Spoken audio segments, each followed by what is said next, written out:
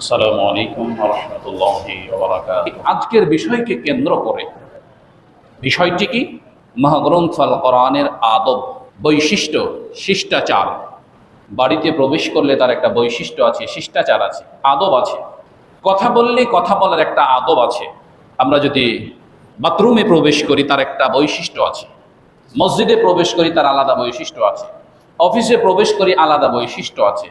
এই পৃথিবীর সব কিছুর চাইতে শ্রেষ্ঠ, সব কিছুর চাইতে দামি, সেটির নাম হচ্ছে মহাগ্রন্থ আল কোরআন। এই মহাগ্রন্থ আল কোরআনের আদব হচ্ছে শ্রেষ্ঠতম আদব। তা আমরা মহাগ্রন্থ আল কোরআন পড়ি, তেলাওয়াত করি, সালাতে পড়ি, এমনি পড়ি। কোরআনের আলোকে, কোরআনের বিধি, নিয়ম কানুন, তার যাবতীয় আদেশ নিষেধ মেনে আমরা নিজেদের জীবনকে পরিচালনা করার চেষ্টা করি। অনেকাংশ পারি, অনেক অংশে ব্যর্থ হই। তো এতগুলো যা কিছু করি, আমরা কি কোরআনের আদব অনুযায়ী করি না নিজস্ব আদব অনুযায়ী করি? আমরা আজকে দেখবো যে মহাগ্রন্থ আল কোরআনের আদবটা কি। তো আমরা সর্বপ্রথম যে আয়াতটি তেলাওয়াত করেছি, আল্লাহ সুবহানাহু ওয়া তাআলা বলছেন, লাউ আনজালনা হাযাল কোরআন, আমি যদি এই কোরআনকে আলা জাবাল, পাহাড়ের উপরে নাজিল করতাম, লারাআইতাহু খাশিআম মুতাসাদ্দিআন, তাহলে তোমরা দেখতে পেতে খাশিআম মুতাসাদ্দিআম মিন খাশিয়াতিল্লাহ, পাহাড়ের উপরে কোরআন নাজিল করলে পাহাড় আল্লাহর ভয়ে ভীতু হয়ে টুকরো টুকরো হয়ে যেত। কথাটা শুনতে ছোট হলেও অনেক বড় কথা, কথাটা শুনতে ছোট হলেও অনেক বড় কথা। সে কথাটা কি? কোরআন যদি আল্লাহ পাহাড়ের উপরে নাজিল করতেন, পাহাড়টা কত বড়, যার কোনো শেষ নেই। কেমন শেষ নেই? যদি অহুদ পাহাড়ের কথাই বলি, অহুদ পাহাড় কত বড়? দৈর্ঘ্য এবং প্রস্থের একটা আয়তন আছে। দৈর্ঘ্য কত কিলোমিটার? এত কিলোমিটার। প্রস্থ এত কিলোমিটার। আচ্ছা, পাহাড়ের নিচে কত কিলোমিটার? এটার মানুষ জানে না। তাহলে পাহাড়টা কত বড়? উপর নিচ ডান বাম সবকিছু মিলিয়ে পাহাড় কত বড়? এত বড় পাহাড়, এত বড় পাহাড়, যে পাহাড়ের প্রস্থ সম্ভবত 8 কিলোমিটার। 8 কিলোমিটার পাহাড় প্রস্থ। এত বড় পাহাড়ের উপরে কোরআন নাজিল করলে পাহাড় আল্লাহর ভয়ে টুকরো টুকরো হয়ে যেত, উড়ে যেত, ধুলা হয়ে যেত। তাহলে আমি মানুষ, আমার কত বড় ক্ষমতা, আমার উপরে কোরআন নাজিল করা হয়েছে, তথা মানব জাতির কাছে কোরআন দেওয়া হয়েছে। মানব জাতি টুকরো টুকরো হয়নি।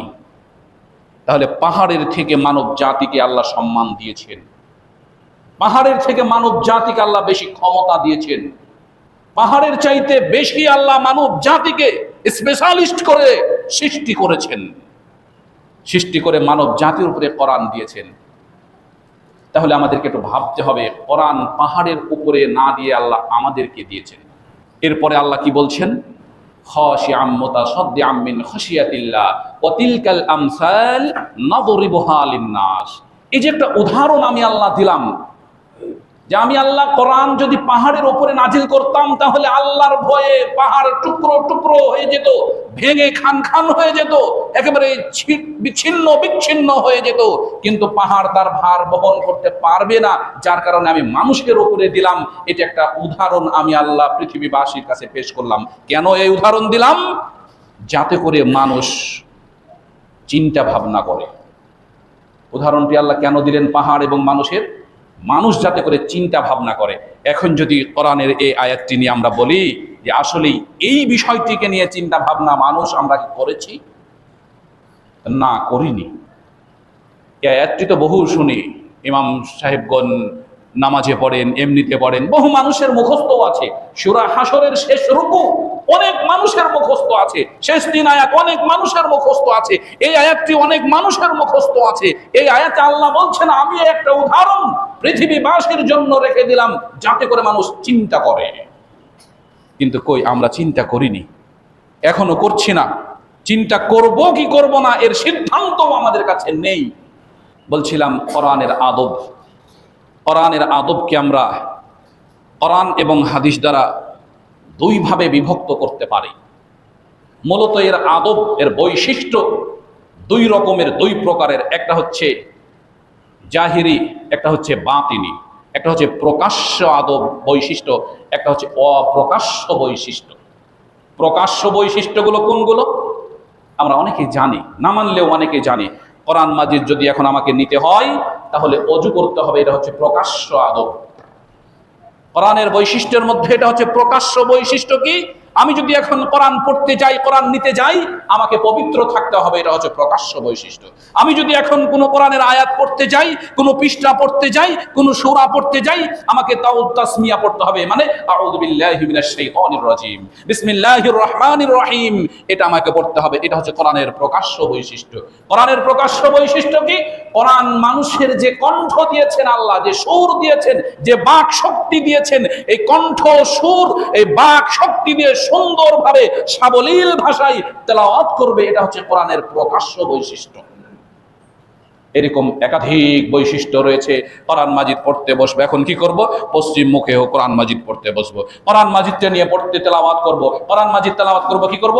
হয় একটা রেহালের উপরে রাখবো, নতুবা একটা উঁচু জায়গাতে রাখবো, নতুবা একটা বালিশের উপরে রাখবো। এগুলো হচ্ছে কোরআনের প্রকাশ্য বৈশিষ্ট্য। আমরা কোরআন মাজিদের প্রকাশ্য বৈশিষ্ট্য কিছুটা জানি, কিছুটা মানি, এগুলো নিয়ে কিছুটা আমরা উপলব্ধি করি, বুঝি।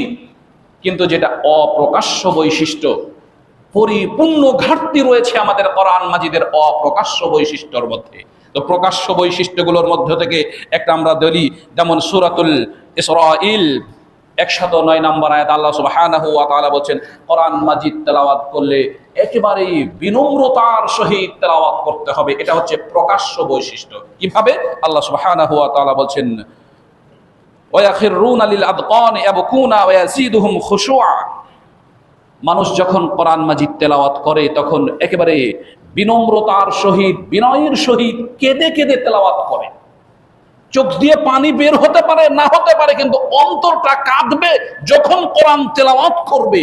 যখনই সে বলবে আউযু বিল্লাহি মিনাশ শাইতানির রাজিম, বিসমিল্লাহির রহমানির রহিম, কুল হুয়াল্লাহু আহাদ, আল্লাহুস সামাদ, লাম ইয়ালিদ ওয়া লাম ইউলাদ ওয়া লাম ইয়াকুল লাহু কুফুয়ান আহাদ।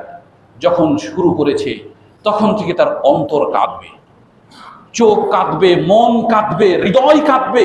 কেন? যেই কথাটা সে এখন মুখ দিয়ে উচ্চারণ করেছে, সেই কথাটা আল্লাহর কথা উচ্চারণ করেছে। আমি যদি আমার একটা কথা মুখ দিয়ে উচ্চারণ করি, সেটা যদি আমার পিতার হয়, কথাটা একটু সম্মানের সহিত বলি। সেটা যদি আমার নেতার হয়, কথাটা আর একটু সম্মান দিয়ে বলি। সেটা যদি আন্তর্জাতিক বিশ্বমানের একজন নেতার হয়, তাহলে সেই কথাটি আর একটু ভালোভাবে বলার চেষ্টা করি, আদবের সহিত বলার চেষ্টা করি। আমার অমুক নেতা এই চিঠি দিয়েছেন, আমি নম্রতার সহিত, সম্মানের সহিত সেই চিঠি পড়ে শোনাচ্ছি আপনাদের। কিন্তু আমার যে কোরআন আমি পড়ছি, সে কোরআন কে দিয়েছেন? তাহলে আমার অন্তরটা কতটুক নম্রতা, কতটুক ভদ্রতা, কতটুক সভ্যতা, কতটুক কন্দনরত অবস্থাতে তেলাওয়াত করতে হবে আমরা উপলব্ধি করতে পারি, কিন্তু আমরা মেনে নেওয়ার চেষ্টা করছি না। আল্লাহ সুবহানাহু ওয়া তাআলা বলছেন, যদি ওয়ায়াখিরুনা লিল আযকানি ইয়াবকুনা ওয়া ইয়াজিদুহুম খুশুআ, এভাবে যদি নম্রতার সহিত হৃদয় কেঁদে কেঁদে কোরআন তেলাওয়াত করে, আল্লাহ সুবহানাহু ওয়া তাআলা বলেন তাহলে তাদের ঈমান, তাদের ভয়, তাদের তাকওয়া, এটা আল্লাহ বাড়িয়ে দেন, এটা আরো বাড়ে।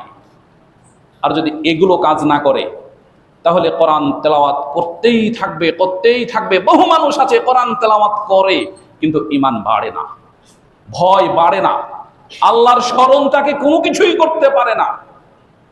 কি পশ্চিমে মুখ, কি নিচে কোরআন, কি উপরে কোরআন, কি আদেশ, কি নিষেধ, কি মানতে হবে, কি মানতে হবে না, কোনো কিছুই তাকে পরোয়া করে না। কোরআন তেলাওয়াত করে তাই করে।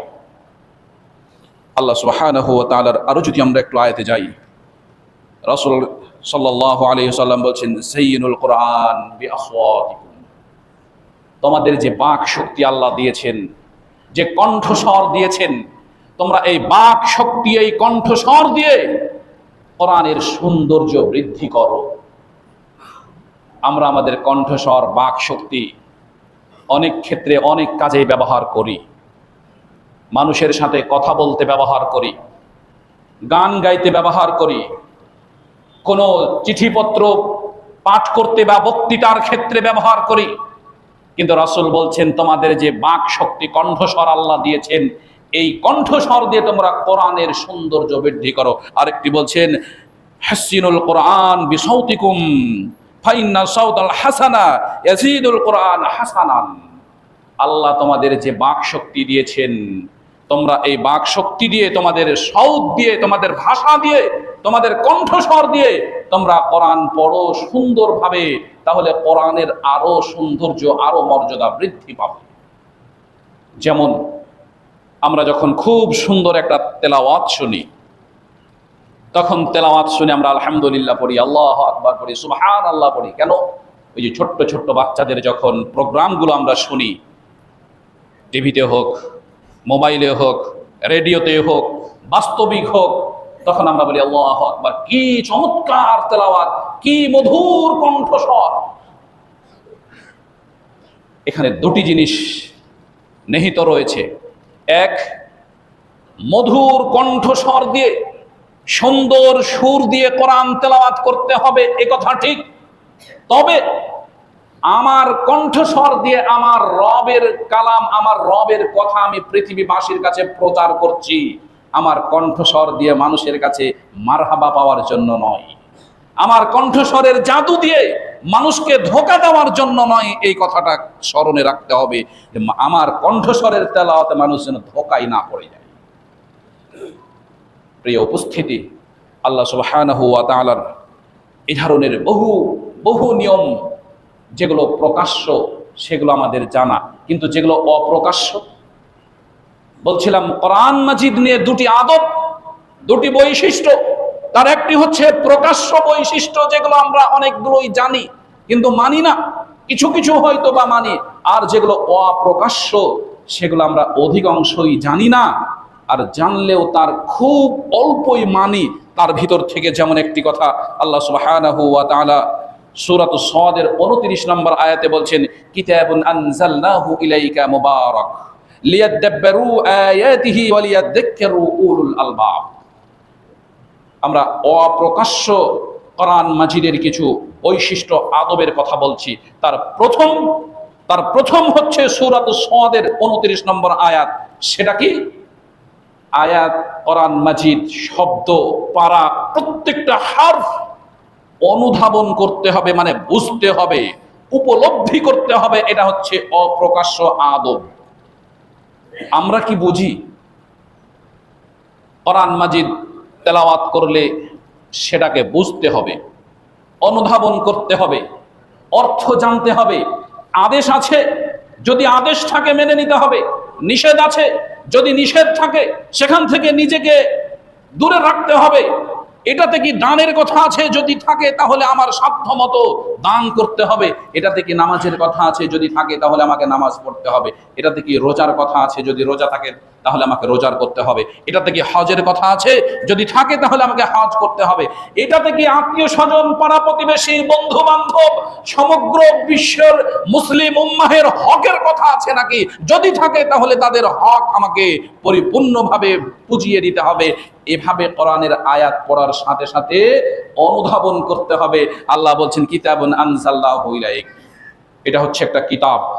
আনজালনাহু ইলাইকা, হে মুহাম্মদ সাল্লাল্লাহু আলাইহি সাল্লাম, এটা আমি আল্লাহ আপনার উপরে নাজিল করেছি। মুবারাকান, এটা হচ্ছে বরকতময়, এটা হচ্ছে ফজিলতপূর্ণ। তাহলে কোরআন এটা আল্লাহর কিতাব, এটা হচ্ছে বরকতময়, ফজিলতপূর্ণ। লিয়াদাব্বারু আয়াতিহি ওয়া লিয়াযাক্কারু উলুল আলবাব। অথচ লোকেরা এই আয়াত নিয়ে অনুধাবন করে না, আর জ্ঞানীরা কি করছে? উপদেশও গ্রহণ করছে না। আমি আল্লাহ এই কিতাব নাজিল করেছি, বরকতপূর্ণ কিতাব, যাতে করে মানুষ এটাকে নিয়ে গবেষণা করে। আর যারা পণ্ডিত ব্যক্তি রয়েছেন, যারা শিক্ষিত ব্যক্তি রয়েছেন, যারা জ্ঞানী মানুষ রয়েছেন, উলুল আলবাব রয়েছেন, এরা যাতে করে কোরআনের এই সকল আয়াতগুলো থেকে উপদেশ গ্রহণ করে, এই জন্য আমি কোরআন নাজিল করেছি। দেখুন আমরা কি আসলে আয়াতগুলো নিয়ে বোঝার চেষ্টা করি না। যারা শিক্ষিত সমাজ, যারা জ্ঞানী, যারা পণ্ডিত, তারা কি এই কোরআনের আয়াতটাকে পড়ে নিজেদের উপদেশ গ্রহণ করে নিজেদের জ্ঞান সম্মান বৃদ্ধি করেছে নাকি করেনি? যদি না করে থাকে তাহলে কোরআনের আয়াত এখনো আমি বুঝছি না। অপ্রকাশ্য আদব, বৈশিষ্ট্য যা আমি এখনো জানি না, তাহলে আমাকে জরুরি ভিত্তিতে কোরআনের আয়াত নিয়ে চিন্তা করতে হবে, বুঝতে হবে, অনুধাবন করতে হবে, এর উপদেশ আমার জীবনের সাথে বাস্তবায়ন করতে হবে। আল্লাহ সুবহানাহু ওয়া তাআলা সূরাতুল মুহাম্মাদের 24 নম্বর আয়াতে আরেকটি কথা বলছেন কি, আফালা ইয়াতাদাব্বারুনাল কুরআন আম আলা কুলুবিন আকফালুহা। আচ্ছা, মানুষেরা এরা কোরআন নিয়ে গবেষণা করছে না কেন? আম আলা কুলুবিন আকফালুহা, এদের অন্তরে কি তালা মেরে দেওয়া হয়েছে? আমার আয়াতের তেলাওয়াত করছে, এরা পড়ছে, এরা শুনছে, অথচ এরা আমার কোরআনের আয়াত নিয়ে গবেষণা করছে না কেন? ওদের অন্তরে কি তালা মেরে দেওয়া হয়েছে নাকি? আল্লাহ প্রশ্ন করছেন। আমরা গবেষণা করছি না, এ কথাই সত্য। আমাদের অন্তরে তালা মারা নাই, এ কথাও সত্য। আমরা দুনিয়ার সবকিছুই তো বুঝি, সবকিছুই তো গবেষণা করছি। কোরআনের আয়াতের অনুবাদ কেন করছি না? কোরআনের আয়াতের তাফসীর কেন করছি না? কোরআনের আয়াত নিয়ে গবেষণা কেন করছি না? কেন আল্লাহ সুবহানাহু ওয়া তাআলা এগুলো গবেষণা করতে বললেন, তা আমি একবার নিজেকে প্রশ্ন কেন করলাম না? প্রিয় উপস্থিতি, আমরা আরেকটি পয়েন্টে যাই। আল্লাহ সুবহানাহু ওয়া তাআলার কোরআনের আয়াতের অপ্রকাশ্য একটা আদব, একটা বৈশিষ্ট্য হচ্ছে, কোরআনের আয়াত যখন শুনবো, কোরআনের আয়াত যখন পড়বো, ওই আয়াতের সাথে নিজেকে একেবারেই পরিপূর্ণভাবে প্রস্তুত করতে হবে। কোরআনের একটা আয়াত পড়ছি আমি, এই আয়াতটাতে কি বলেছেন আল্লাহ? বলছেন ইন্নাস সালাতা তানহা আনিল ফাহশাই ওয়াল মুনকার।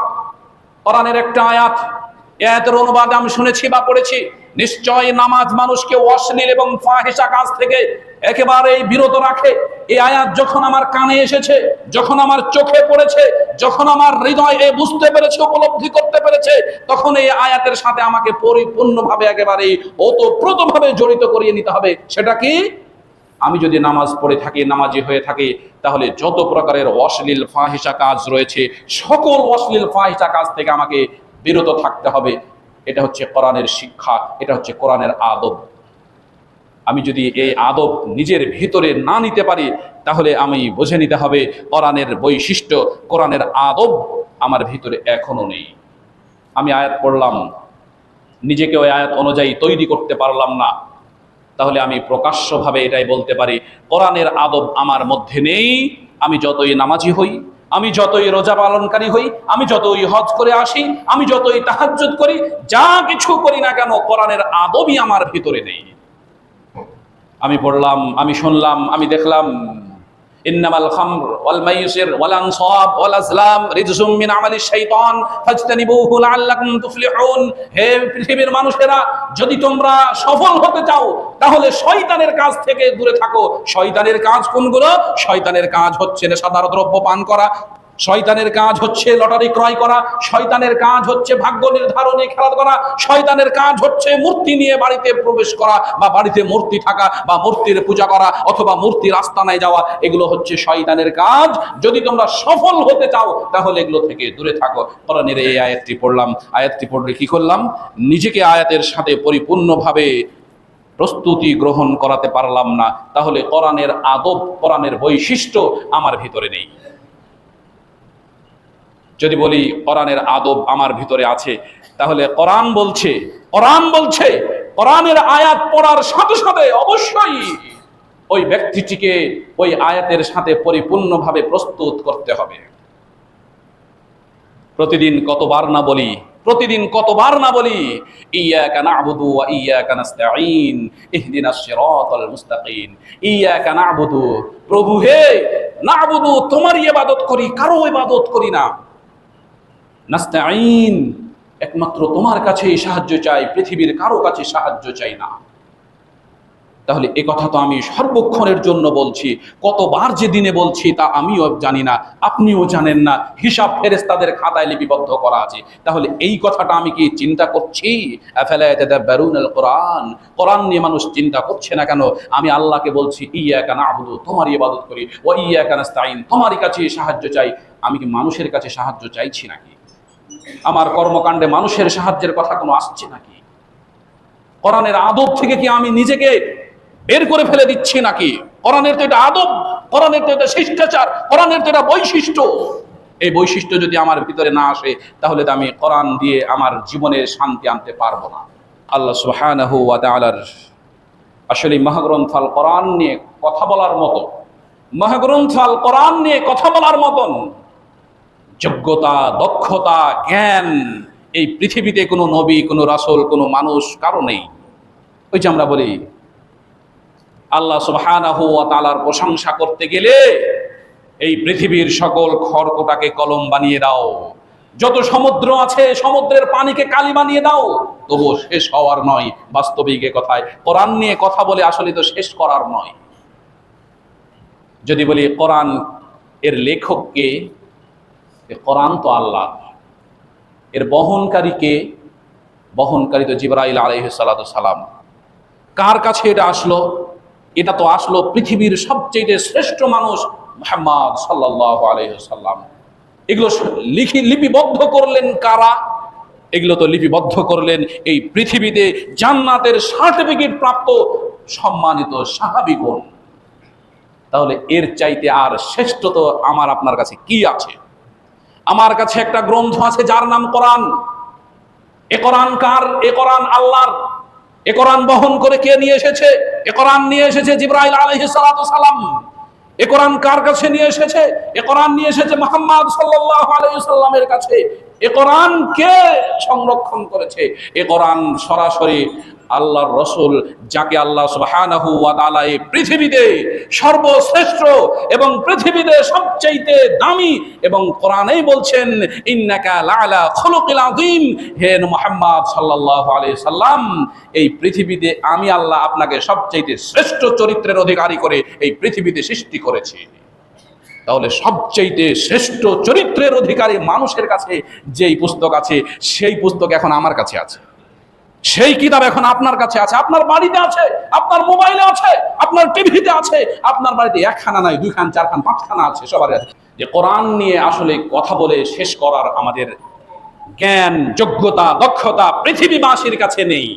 এ কোরআন এমন একটা গ্রন্থ, এজন্য আমরা যদি কোরআনের আদবের কথা বলি, তাহলে এই 3 নম্বরে আমরা বলতে পারি যে কোরআনের আদবের কথা হচ্ছে যথাযথ সম্মান দিতে হবে এই পৃথিবীর মানুষকে। কোরআন তেলাওয়াতের সময় পরিপূর্ণ মনোযোগ দিতে হবে। এখন আমি কোরআন তেলাওয়াত করছি, মোবাইল সাইলেন্ট থাকবে অথবা বন্ধ থাকবে। ঘরের যাবতীয় সাউন্ড একদম সাইলেন্ট থাকবে অথবা বন্ধ থাকবে। ছেলে মেয়েকে বলে দিতে হবে আমি এখন কোরআন পড়ছি, ওভাবে গড়িয়ে তুলতে হবে।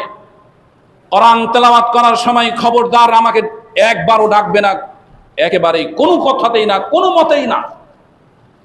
কারণ আমি কোরআন তেলাওয়াত করছি, যে কোরআন পৃথিবীর কোনো মানুষের লিপিবদ্ধ করা কোরআন নয়, যে কোরআন সরাসরি আল্লাহ লেখক, যেই কোরআন সরাসরি জিবরাইল বাহক। অতএব যখন কোরআন তেলাওয়াত হবে, বাপের শিষ্টাচার বৈশিষ্ট্য থেকে তোমাকেও বৈশিষ্ট্য শিষ্টাচার নিতে হবে। কোরআনের অপ্রকাশ্য আদব হচ্ছে তোমার বাপ, তোমার মা কোরআন তেলাওয়াত করতে বসেছে, এবার তুমিও যাও কোরআন তেলাওয়াত করতে বসো, যাও কোরআন তেলাওয়াত করো। কোরআন আল্লাহ বলছেন আফালা ইয়াতাদাব্বারুনাল কোরআন, মানুষ কোরআন নিয়ে গবেষণা কেন করে না? তুমি কোরআনের একটু অনুবাদ পড়ো, অনুবাদে কি বলছে এটা বোঝার চেষ্টা করো। আব্বু কোরআনের এই অনুবাদে এখানে কি বলেছে আমি একটু বুঝতে পারি না, একটু বুঝিয়ে দেন তো অনুবাদ পড়ে। ঠিক আছে যাও এই তাফসিরটা পড়ে আসো। তাফসির পড়ে বুঝতে পারলাম না, আচ্ছা ঠিক আছে বসো, এবার তোমাকে আমি বোঝাচ্ছি। কিন্তু আব্বুই তো বুঝে না, প্রথমত পড়া বুঝে না, কোরআন পড়তেই জানে না।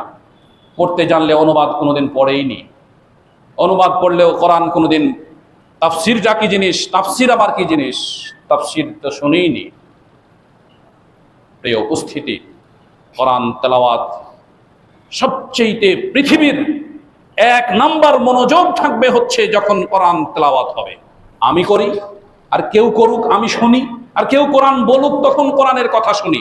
যে কোনো পরিস্থিতিতে কোরআনের কথা হোক, আলোচনা হোক, তেলাওয়াত হোক, তাফসির হোক, ব্যাখ্যা হোক, যখন সেখানে আমি উপস্থিত, আমি শ্রোতা হই, আমি বক্তা হই, তখন আমার পৃথিবীর কোনো জিনিসই কোরআনের চাইতে দামি নয়। আমি কোনো জিনিসকে কোরআনের চাইতে দাম দিতে পারি না, আমার মৃত্যু হয়ে গেলেও নয়। প্রিয় উপস্থিতি, আমরা আরেকটু এগিয়ে যাই। আল্লাহ সুবহানাহু ওয়া তাআলা বলছেন, ওমা উমিরু ইল্লা লিয়াবুদুল্লাহা মুখলিসিনা লাহুদ্দিন হুনাফা, সূরাতুল বাইয়িনাহ 5 নম্বর আয়াত। আল্লাহ বলছেন, ওমা উমিরু ইল্লা লিয়াবুদুল্লাহা মুখলিসিনা লাহুদ্দিন। আল্লাহ নির্দেশ করেছেন, আদেশ দিয়েছেন শুধুমাত্র একটা জিনিসেই, একটা বিষয়, সেটা হচ্ছে যখন ইবাদত করবে তখন ইবাদতটা একেবারেই খাঁটিভাবে আল্লাহর উদ্দেশ্য করবে। ইবাদতের ভিতরে কোনো জিনিস যাতে করে কিঞ্চিত পরিমাণ সন্দেহ না ঢোকে। আমি যখন নামাজে দাঁড়িয়েছি, নামাজের ভিতরে আমার আর কিছু ঢুকবে না, এটা নির্দেশ আল্লাহর। আল্লাহ বলছেন, ওমা উমিরু ইল্লা লিয়াবুদুল্লাহা মুখলিসিনা লাহুদ্দিন, একেবারে খালেস অন্তরে, একেবারে ইখলাসের সহিত, একেবারে একনিষ্ঠতার সহিত আমি যখন সিয়াম পালন করছি, রোজা করছি, তখন আমার রোজার ভিতরে একনিষ্ঠতাতে একেবারে সরিষা দানা পরিমাণ ঘাটতি থাকবে না। আমি যখন আল্লাহর জিকির করছি, সুবহানাল্লাহ বলছি, আমার সুবহানাল্লাহ বলার ভিতরে একনিষ্ঠতাতে, ইখলাসের মধ্যে, একেবারে আল্লাহকে সন্তুষ্ট করার মধ্যে একেবারে তিল পরিমাণ, সরিষা দানা পরিমাণ কোনো ঘাটতি থাকা যাবে না। এটা আল্লাহই নির্দেশ দিচ্ছেন।